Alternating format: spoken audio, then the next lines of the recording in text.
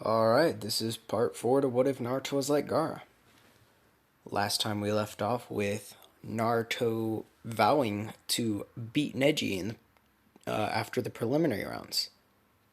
Mostly because he put Hinata in the hospital. So now, Naruto is going to end up training with Jiraiya. Of course, he's going to have an encounter.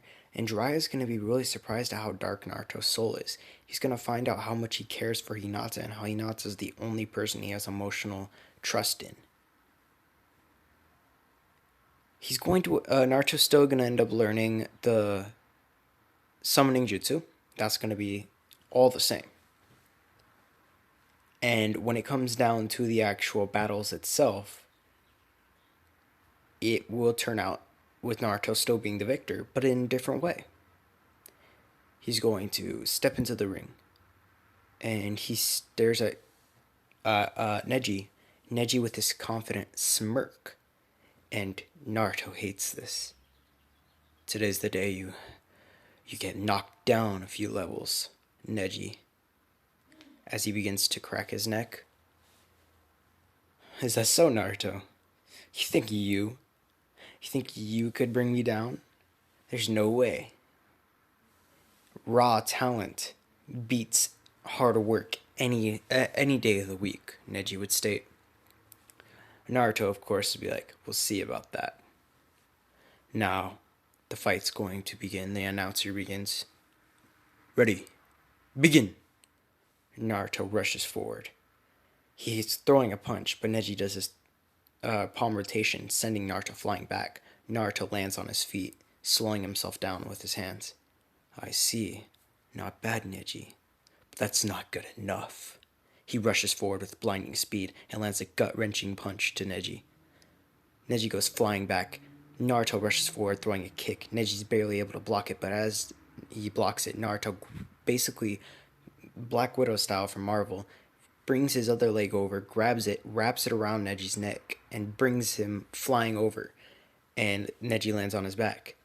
Neji quickly gets up and stares at Naruto. Naruto is nowhere in sight. I'm gonna make you pay. I'm gonna make you pay for what you did to Hinata. I'm gonna torture you, not just mentally, but physically, just like you did to her. Suddenly, a group of kunais flying everywhere, from all different directions. There's 5 shadow clones. Neji doesn't know which one is the real Naruto, but they're all throwing kunais, and they begin spamming flying Raijin. So Naruto's now slicing back and forth. They all each have a kunai in hand, and they're slicing back and forth. And Neji, by the time all the shadow clones are disappeared and Naruto's done, you see Neji just sliced up everywhere, blood spilling from his arms. No vital spots have been hit, but he's seriously damaged, and he's losing stamina quickly. This is nothing to the pain of what I will give you, Neji. Neji is surprised at this move.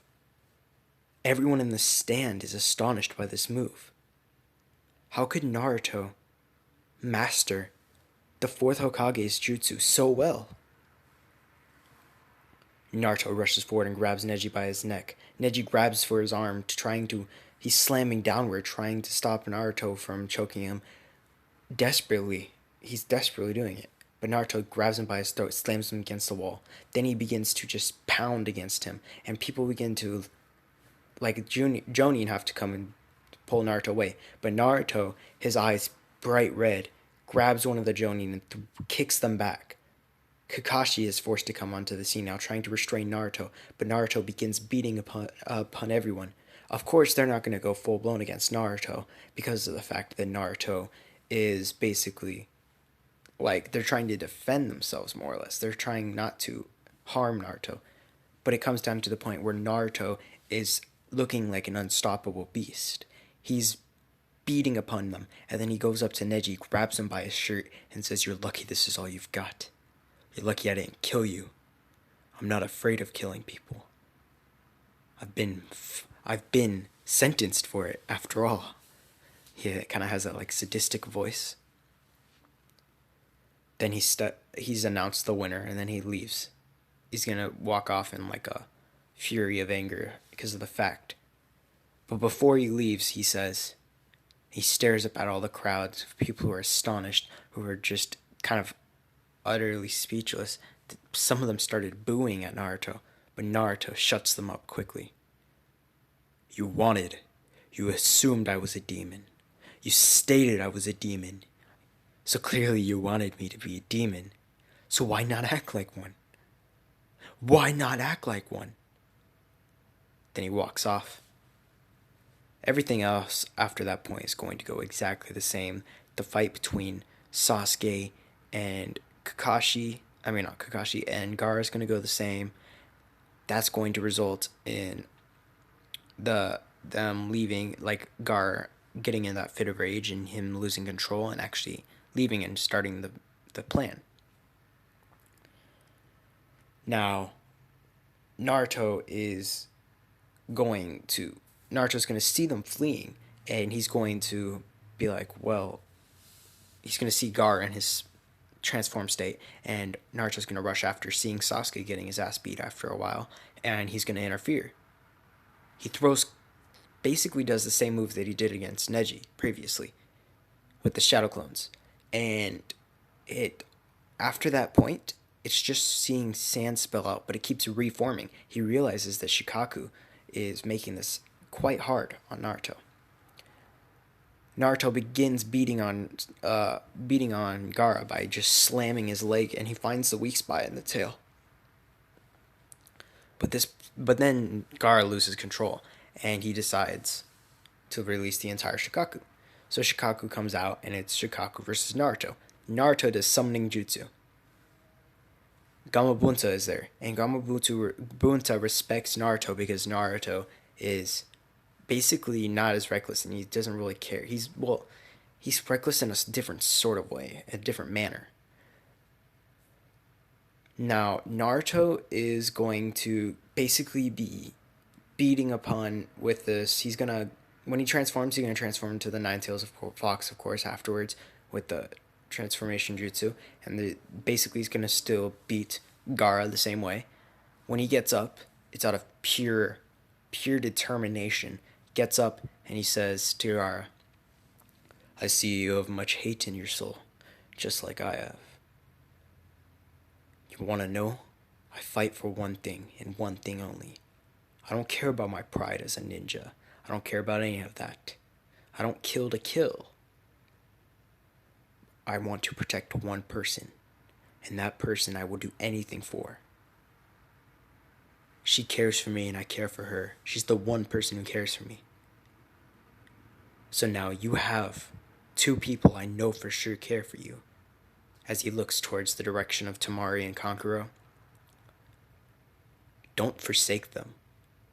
They will make you much stronger than what you already are. Which is pretty damn strong. Do you hate your village? Probably. Should you hate them?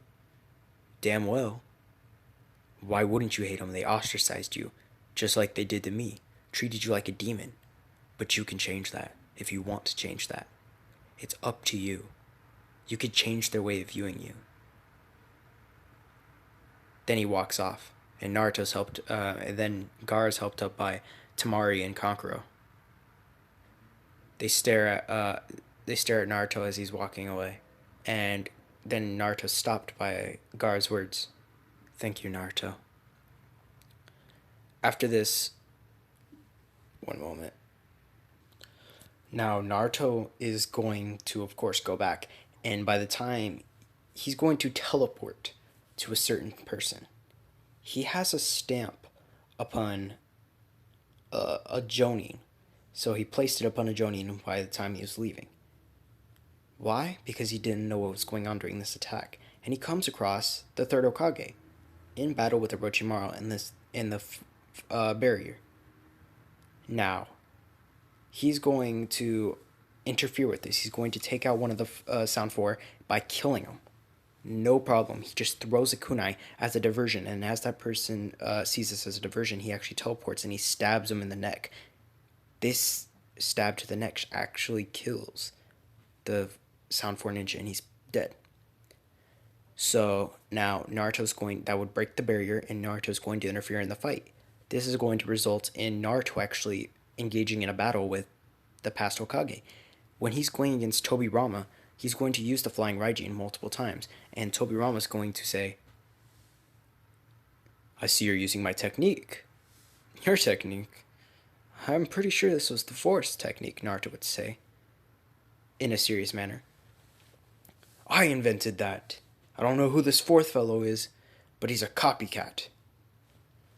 Naruto would kind of just shrug. He'd be like, yeah. But he would continue fighting until against them and actually easily beating them because they were way weaker versions of themselves. So Naruto is helping the third Hokage all the way to the point where Orochimaru is forced to retreat.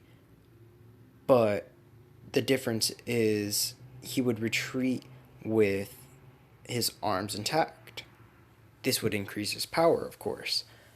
But I'm going to say when he gets his arms, it doesn't really matter. I'm going to say the reason he did retreat like that is because of the fact that he saw the fact earlier on that he was going against not just the third Hokage, he was going against Naruto.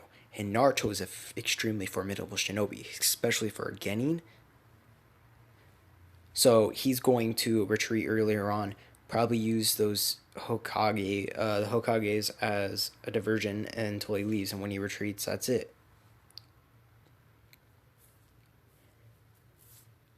And then Naruto is going to, after this, going to go to Hinata and watch as she recovers, and he's going to provide her with the encouragement so that she will recover faster, just as normal.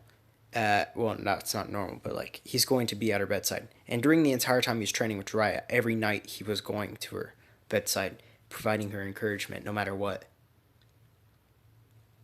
And that would start to cause everyone knows how much Naruto cares for Hinata. The Hyuga clan doesn't exactly approve of it, but they see how strong he is, and this is when they will begin shipping them. They will begin shipping Hinata and Naruto. They'll be like, wow, he is very strong. Although he could end up being a threat to this village, but he is very strong, which makes him worthy of my daughter, Hinata's father would say. And he seems to care for her truly. I think he would be willing to take me on if I didn't allow him to see her. He kind of chuckles to himself. Now, that's the end of this part. You're going to have to find out if Naruto ends up going with Jiraiya to retrieve Tsunade or not in the next part. Thank you guys for watching. Turn on post notifications. Please subscribe. Smash that like button if you enjoyed.